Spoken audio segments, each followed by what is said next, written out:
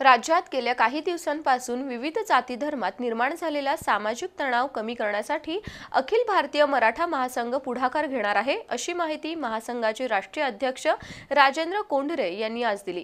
कार्यकर्त्यांच्या बैठकीत ते बोलत होते। अखिल भारतीय मराठा महासंघाचे अध्यक्ष राजेंद्र कोंढरे आज कोल्हापूर जिल्हा दौऱ्यावर आले होते।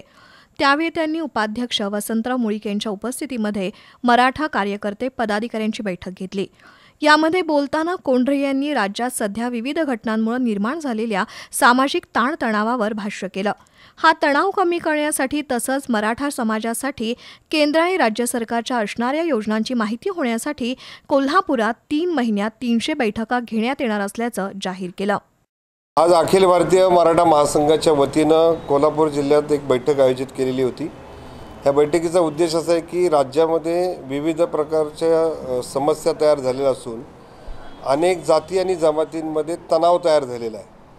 हा तणाव कमी करण्याच्या दृष्टिकोनातून समाजात सुसंवाद असावा म्हणून विविध समाज घटकांशी चर्चा करण्याच्या बाबतीमधला निर्णय आज या ठिकाणी झालेला आहे। तो समाजाचं संघटन गोळा करून या संघटनाच्या मार्फत समाजातले जे काही पाठीमागे पडलेले घटक आहेत त्यांना एकत्रित आणून त्यांचे प्रश्न सोडवण्यासाठी आजच्या बैठकीमध्ये कोल्हापूर जिल्ह्यामध्ये आम्ही जवळपास 300च्या आसपास वेगवेगळ्या सगळ्या तालुका आणि शहरामध्ये बैठका घेणार आहोत।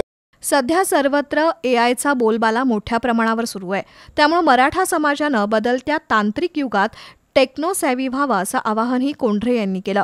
यावेळी शशिकांत पाटील, शंकरराव शेळके, शैलजा भोसले, सरदार पाटील, अवधूत पाटील, सुहास निंबाळकर, बंडोपंत चव्हाण यांच्यासह मान्यवर उपस्थित होते।